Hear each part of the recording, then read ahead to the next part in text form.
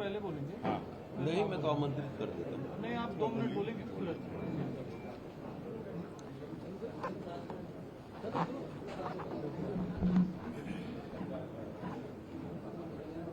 नमस्कार। भारतीय जनता पार्टी की नियमित पत्रकार वार्ता में आप सभी मीडिया के बंधुओं का हार्दिक स्वागत है। आज आचार संहिता को 50 दिन हो गए और 2 दिन बाद छत्तीसगढ़ के तीसरे और अंतिम दौर का मतदान होने वाला है। इन 50 दिनों में भाजपा ने अपना एक विजन प्रस्तुत किया है। माननीय विष्णुदेव साय जी ने 3 महीने के कार्य में छत्तीसगढ़ की प्रगति का एक संकल्प पत्र प्रस्तुत किया है।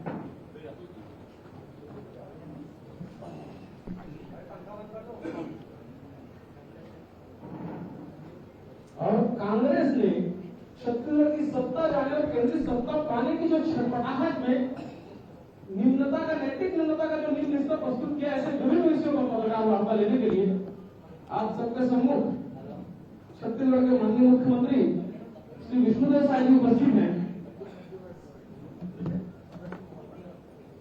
साथ में है भाजपा के प्रदेश अध्यक्ष श्री किरण सिंहदेव जी, हमारे मीडिया विभाग के मुख्य प्रवक्ता और विधायक श्री अजय चंद्राकर जी भी उपस्थित हैं। साथ में है भाजपा प्रदेश महामंत्री श्री संजय श्रीवास्तव जी, वरिष्ठ प्रवक्ता और लोकसभा क्षेत्र के संयोजक संदीप शर्मा जी, मीडिया विभाग के हमारे संयोजक श्री अमित चिन्नानी जी और आरएन के विधायक श्री खुशवंत जी।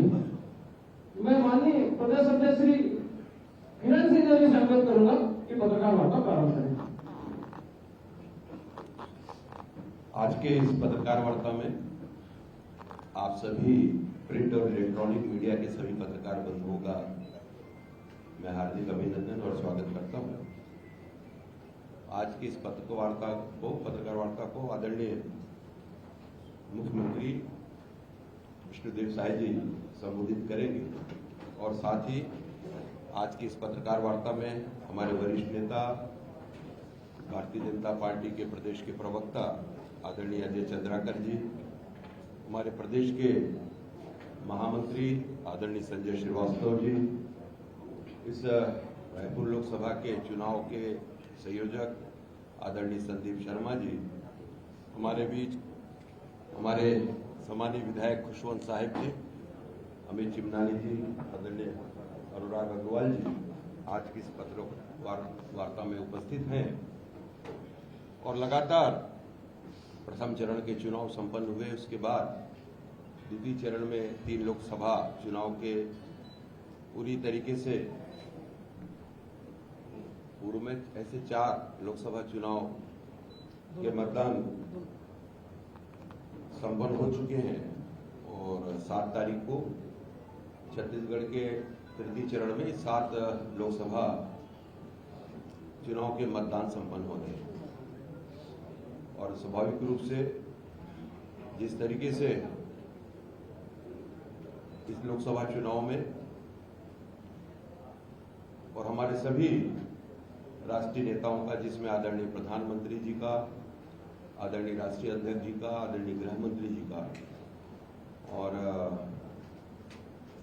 आदरणीय रक्षा मंत्री जी का, राजनाथ सिंह जी का, अन्य सभी अन्य प्रांतों से भी वरिष्ठ नेताओं का लगातार छत्तीसगढ़ के सभी जनसभाओं में आना हुआ और एक भारतीय जनता पार्टी के सभी वरिष्ठ नेताओं का, सभी कार्यकर्ताओं का, हमारे बूथ कमेटी तक के सभी सदस्यों का और बड़े मन से, बड़े क्षमता के साथ इस चुनाव में सम्मिलित हुआ है।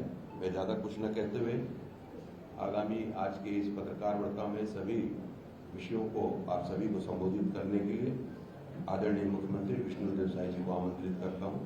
वे आप सभी को आज की इस पत्रकार वार्ता में संबोधित करेंगे।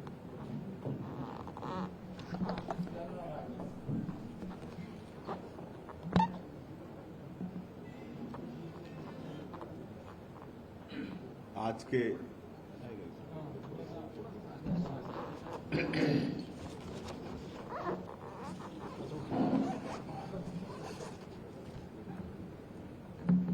इस पत्रकार वार्ता में हम लोगों के बीच उपस्थित हमारे प्रदेश के यशस्वी अध्यक्ष श्री किरण देव जी, मुख्य प्रवक्ता और वरिष्ठ नेता विधायक श्री अजय चंद्राकर जी, विधायक श्री खुशवंत साहिब जी, प्रदेश के महामंत्री श्री संजय श्रीवास्तव जी, संदीप शर्मा जी, अमित चिमनानी जी, अनुराग अग्रवाल जी और प्रिंट और इलेक्ट्रॉनिक्स मीडिया के सभी पत्रकार साथियों, आप सभी का आज की इस प्रेस वार्ता में अभिनंदन है, स्वागत है। आप सबको मालूम है कि विश्व के सबसे बड़े लोकतंत्र का सबसे जो बड़ा पर्व है अब हमारे प्रदेश में समाप्ति की ओर है। 18वीं लोकसभा के लिए होने वाले चुनाव में जैसे आप सब लोगों को मालूम है कि प्रथम के 3 चरण में हमारे छत्तीसगढ़ के 11 लोकसभा का चुनाव संपन्न हो रहा है, जिसमें 2 चरण का चुनाव संपन्न हो चुका है, 4 लोकसभा का, और तीसरे चरण में कुल 7 लोकसभा का चुनाव संपन्न होना है और 7 लोकसभा का चुनाव प्रचार आज शाम को समाप्त होने वाला है। मेरे लिए यह चुनाव एक अनोखा चुनाव रहा है, कि मुख्यमंत्री के नाते पहली बार जनता से सीधा जुड़ने का अवसर मिला है और 20 मार्च से 4 मई तक, कल तक हमने पूरे प्रदेश में 64 बड़ी जनसभाएं की हैं और आज 2 सभा और है, एक सूरजपुर में माननीय राष्ट्रीय अध्यक्ष जी के साथ और एक सारंगढ़ में।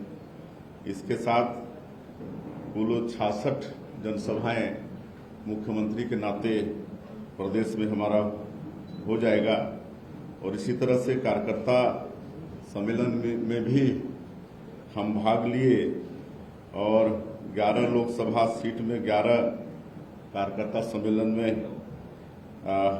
हम भाग लिए और वैसे ही 24 बड़े सामाजिक बैठकों में भी हमको शामिल होने का अवसर मिला। तो इस तरह से कुल 45 दिन में 106 से ज़्यादा बार हमें मुख्यमंत्री के नाते जनता से मुखातिब होने का अवसर मिला और इस पूरे चुनाव प्रचार में हमारे देश के यशस्वी प्रधानमंत्री श्री नरेंद्र मोदी जी, हमारे भारतीय जनता पार्टी के राष्ट्रीय अध्यक्ष श्री जगत प्रकाश नड्डा जी, माननीय गृह मंत्री श्री अमित शाह जी सहित केंद्र के बहुत सारे राष्ट्रीय नेता, जिनकी सभाएं हमारे छत्तीसगढ़ में हुई और जिससे छत्तीसगढ़ में भारतीय जनता पार्टी के पक्ष में एक अच्छा वातावरण का निर्णय हुआ। हमारे प्रदेश के अध्यक्ष श्री किरण देव जी सहित हमारे प्रदेश के अन्य नेतागण भी भारी मेहनत की। हमारे संगठन महामंत्री, हमारे प्रदेश के प्रभारी, सब लोगों ने मोदी सरकार की 10 साल की उपलब्धि और 3 महीने में जो भारतीय जनता पार्टी की सरकार ने मोदी की गारंटी को पूरा करने का जो प्रयास किया, इन सब बातों को प्रदेश की जनता तक पहुंचाने का काम किया। और जिस तरह से हम पूरे प्रदेश में जनताओं के बीच में गए और उनका जो रिस्पांस हमको मिला, उसके अनुसार हम विश्वास के साथ कह सकते हैं कि पूरी 11 की 11 सीट इस बार के लोकसभा चुनाव में भारतीय जनता पार्टी जीतेगी। और इस चुनाव में एक और खासियत रही कि इसमें विदेश के 4 देशों के डेलीगेट्स भी राजनेता यहाँ पर आए अपने चुनाव प्रचार को देखने के लिए। ये भी एक इस चुनाव कैंपेनिंग की खासियत रही और इस चुनाव में आप सब लोगों ने भी खूब परिश्रम किया, पसीना बहाया, इसलिए आप सब लोगों का भी बहुत बहुत धन्यवाद है। और ये चुनाव प्रचार में हम लोगों ने जनता तक ये पहुंचाया है कि ये जो चुनाव है लोकसभा का बड़ा महत्वपूर्ण है। 10 वर्षों में आदरणीय नरेंद्र मोदी जी ने गांव, गरीब, किसान, मजदूरों के लिए काम किया। राम मंदिर का निर्माण पूरा हुआ। जम्मू कश्मीर से धारा 370 हटा, लेकिन तीसरे बार जब प्रधानमंत्री श्री नरेंद्र मोदी जी फिर से प्रधानमंत्री बनेंगे तो 2047 तक इस देश को विकसित भारत के रूप में खड़ा करने का ये चुनाव है। और आने वाले 5 वर्षों में 2029 तक हमारे देश को आर्थिक क्षेत्र में तीसरा सबसे बड़ा ताकत बनाने का ये चुनाव है। ये सब हम लोगों ने और हमारे नेताओं ने जनता तक पहुंचाने का काम किया है। लेकिन इस चुनाव कैंपेनिंग में एक जो विपक्ष के द्वारा, विपक्ष और इंडी गठबंधन के द्वारा जो नकारात्मकता, दुष्प्रचार और बदजुबानी जो उनके तरफ से थी, ये सारी सीमाएं लांघ दी। और विशेषकर छत्तीसगढ़ में जो तासीर है उसके बिल्कुल विपरीत। और पूरा देश हमारे छत्तीसगढ़ की सभ्यता और संस्कृति को जानता है, लेकिन विपक्ष का ये झूठ, दुष्प्रचार और बदजुबानी ये कहीं न कहीं छत्तीसगढ़ की तासीर को शर्मिंदा किया है, जो कि छत्तीसगढ़ की जनता को बिल्कुल अस्वीकार्य है। और इसमें मुख्य रूप से जो 3 महीने में हमारी भारतीय जनता पार्टी की सरकार ने मोदी की गारंटी को पूरा करने का प्रयास किया है, उसको पहुंचाने का काम किए हैं। पिछले कांग्रेस की सरकार में 18 लाख गरीब लोग ग्रामीण क्षेत्रों में प्रधानमंत्री आवास से वंचित हो गए। हमारी जब 15 साल की सरकार थी उस समय बहुत लोगों का मकान प्रारंभ हुआ था, उनको आगे का किस्त भी नहीं मिला और आज अधूरा उनका मकान रह गया है। तो ये 18 लाख प्रधानमंत्री आवास की स्वीकृति 13 दिसंबर 2023 को हमारी सरकार शपथ ली और 14 दिसंबर को ही पहला कैबिनेट बैठक करके 18 लाख मकान की स्वीकृति दे दिए हैं, जिसका निर्माण अब अतिशीघ्र प्रारंभ होने वाला है।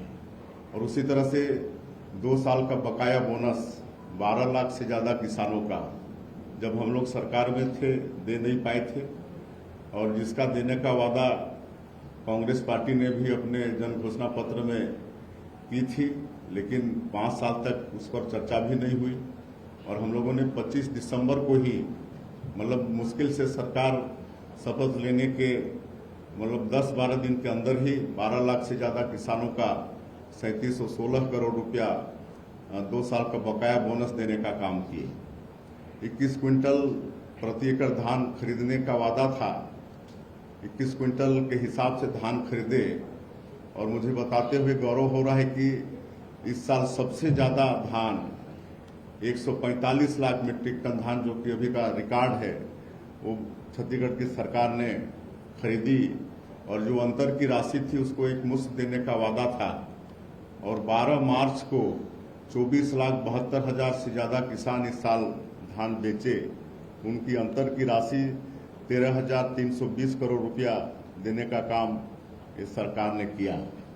उसी तरह से जो विवाहित माताएं बहनें हैं उनको महतारी बंधन योजना में साल का 12,000 प्रति महीने 1,000 रुपया देने का वादा था, उसको भी हमारी सरकार ने पूरा किया। और अभी तक 3 महीने का 3 किस्त महतारी बंधन का भेज चुकी है।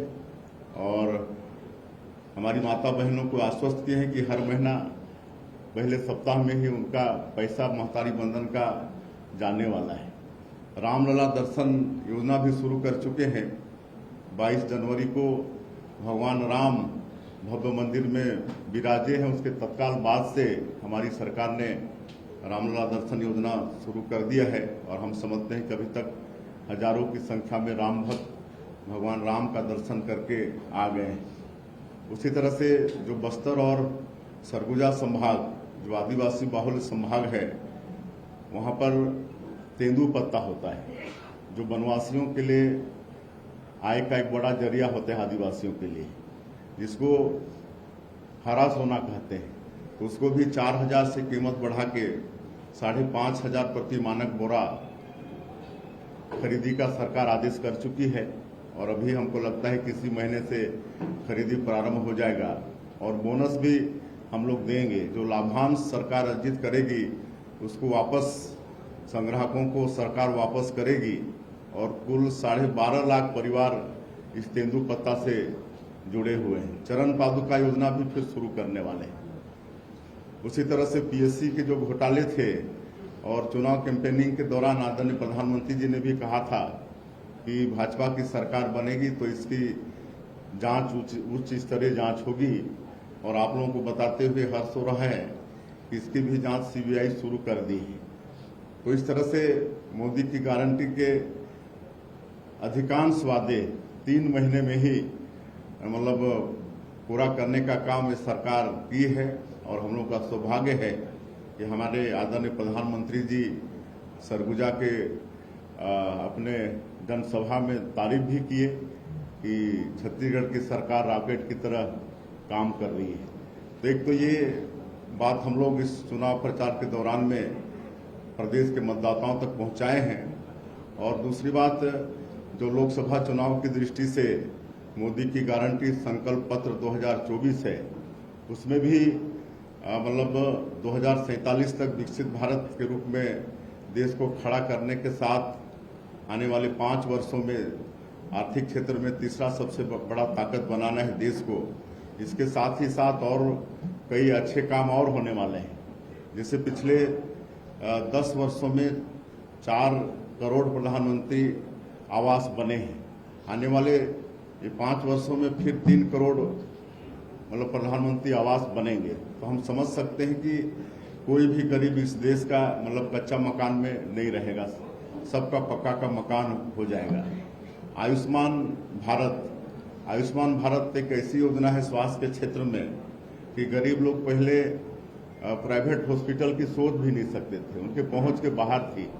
लेकिन हमारे देश के यशस्वी प्रधानमंत्री जी ने आयुष्मान भारत की शुरुआत करके गरीबों को भी प्राइवेट हॉस्पिटल तक जाने के लिए उनको एक सहूलियत दिया और पिछले गवर्नमेंट में इससे लोग वंचित रहे, लेकिन फिर वो चालू किए हैं। और अब ये और सौभाग्य की बात है कि 70 साल से ऊपर वाले जितने भी बुजुर्ग हैं, चाहे किसी भी वर्ग के हैं, उनको अब आयुष्मान भारत में शामिल किया जाएगा और साल में 5 लाख रुपये तक उनको मुफ्त में उनका इलाज होगा। ये है और 3 करोड़ लखपति दीदी बनाने का सरकार का लक्ष्य है। हमारी दीदियों को उनकी आय साल में 1 लाख हो जाए, तो इस पर भी अभी तक 1 करोड़ बना चुके हैं। आने वाले वर्षों में 3 करोड़ फिर लखपति दीदी बनाना है। तो इस तरह से और बहुत कई काम आने वाले समय में और होने वाले हैं। कस्बों में जो रसोई गैस है उसको पाइप द्वारा पहुंचाने का भी संकल्प पत्र में देश की जनता से वादा है। तो आने वाले समय में ये सब बहुत काम है, इतने सारे उसमें वादा हैं हम रखे हैं कि सबको बताने से बहुत समय लगेगा।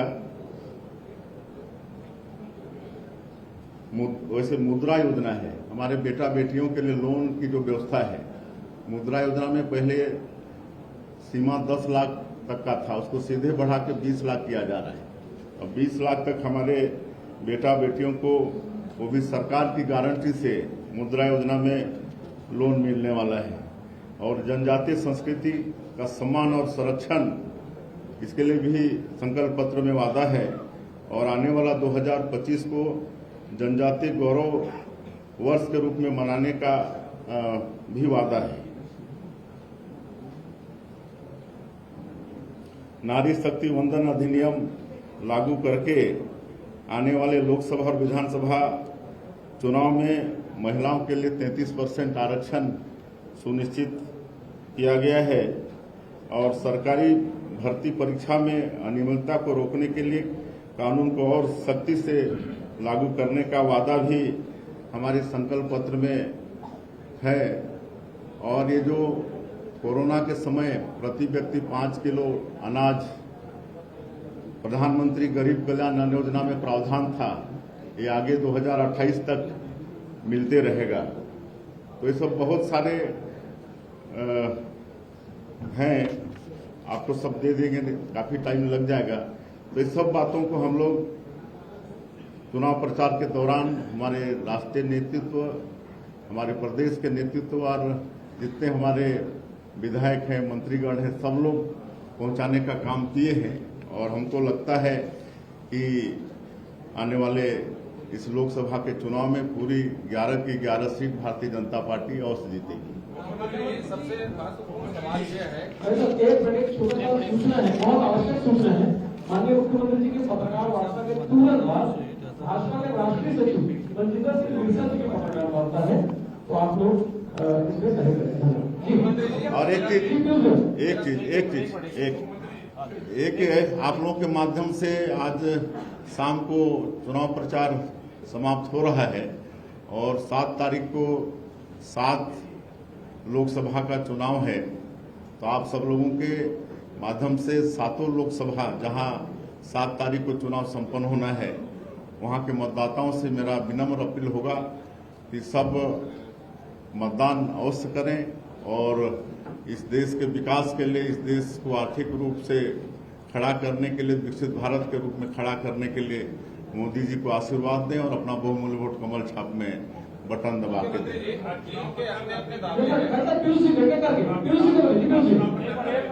जी जी मुख्यमंत्री जी, मेरा सवाल है आपसे, जीत के अपने अपने दावे हैं, कांग्रेस अपने दावे कर रही है कि हम भाजपा से ज्यादा सीटें जीतेंगे। सबसे महत्वपूर्ण चीज है कि घोषणा पत्र से ज्यादा समर्थन कांग्रेस दे रही है और ये जो 5 बिंदु दे रही है, 1 लाख रुपए महिलाओं को देने की बात, बेरोजगारों को देने की बात, ये कितना संभव है? देखिए, कांग्रेस पार्टी छत्तीसगढ़ की जनता और देश की जनता का विश्वास खो चुकी है और मैं तो ये कहूंगा कि अपने लोगों का भी विश्वास खो चुकी है और इसलिए लगातार कांग्रेस में भगदड़ मचा हुआ है। आज हजारों की संख्या में छत्तीसगढ़ में ही अच्छे लोग, नगर निगम के महापौर से लेकर जिला पंचायत के अध्यक्ष से लेकर पूर्व विधायक, बड़े लोग कांग्रेस छोड़ के भारतीय जनता पार्टी में आ रहे हैं। तो अब वो लोग कुछ भी वो लोग कर लें, कोई भी वादा कर लें, 1 लाख रुपये का नारी न्याय योजना में फार्म भी भरा लें, लेकिन उस पर जनता का विश्वास बिल्कुल नहीं है।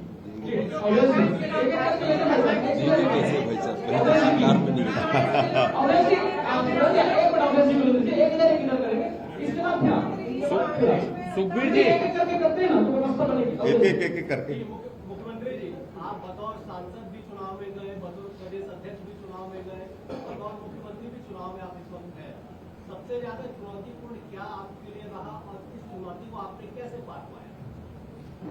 देखिए, हम तो जहां भी गए, कितने जगह गए हम बता चुके हैं और सब जगह जनसैलाब उमड़ा और भारी उत्साह दिखा और महिलाओं में तो महतारी बंधन योजना का जबरदस्त प्रभाव है। हमको देखते के साथ ये कि चल गया है छत्तीसगढ़ में साए सब काम साए हो रहा है। हमको देखने के साथ लोग बोलते हैं साए।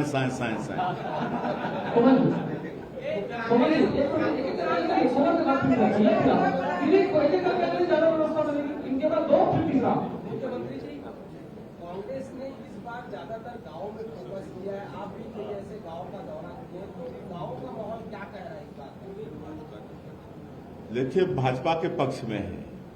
गांव में गरीबों को प्रधानमंत्री आवास बनवाने वाला भारतीय जनता पार्टी, वहां माता बहनों को गैस का सिलेंडर देने वाला भारतीय जनता पार्टी, बैंक का खाता खुलवाने वाला भारतीय जनता पार्टी, शौचालय निर्माण का काम करने वाला भारतीय जनता पार्टी, मुफ्त में 5 किलो अनाज आपका कोरोना का वैक्सीन मुफ्त में देने वाला भारतीय जनता पार्टी, सबको तो भारतीय जनता पार्टी ने ही किया है, इन्होंने किया ही किया है। सवाल करते हैं जी, आप लीजिए क्योंकि समय कम है। आज चुनाव प्रचार का छत्तीसगढ़ में अंतिम दिन है। आपने 11 की 11 सीटों की गारंटी दी है मोदी जी को। अभी भी 2 कलियां आपकी कमजोर नजर आ रही है, बस्तर और कोरबा। कोरबा में विशेषकर आपके कार्यकर्ता जल्दी करें, क्या बोल रहे मेहनत कर रहे हैं, और उस सीटों को कैसे साधेंगे आप?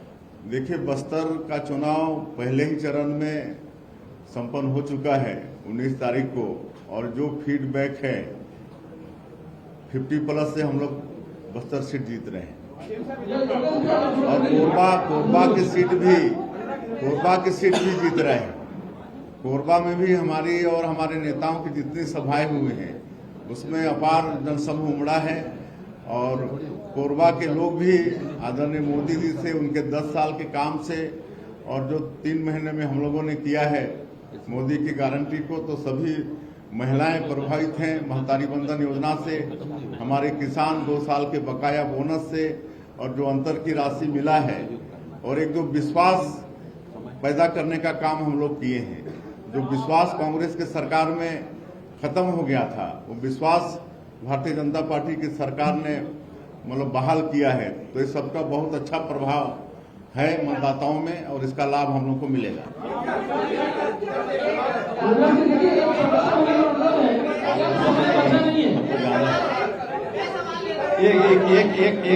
कांग्रेस के लोग पार्टी छोड़ के कांग्रेस को छोड़ रहे हैं, लेकिन भारतीय जनता पार्टी उसको प्रवेश करा रही है। ऐसी क्या बात है कि उसको वहीं का वहीं क्यों नहीं छोड़ा जाता? भारतीय जनता पार्टी को प्रवेश मैं आप लोगों से निवेदन करूंगा, आदरणीय राष्ट्रीय अध्यक्ष जी का कार्यक्रम में आज सूरजपुर में बाकी जवाब मेरी बात देंगे। सुनिए, मेरी बात सुनिए, एक मिनट सुनिए। तो आप हमारे अध्यक्ष जी जवाब देंगे। आप सूरजपुर में कार्यक्रम में वैसा भी जाना है। अभी मैनेजर जी का भी उनका भी प्रेस है।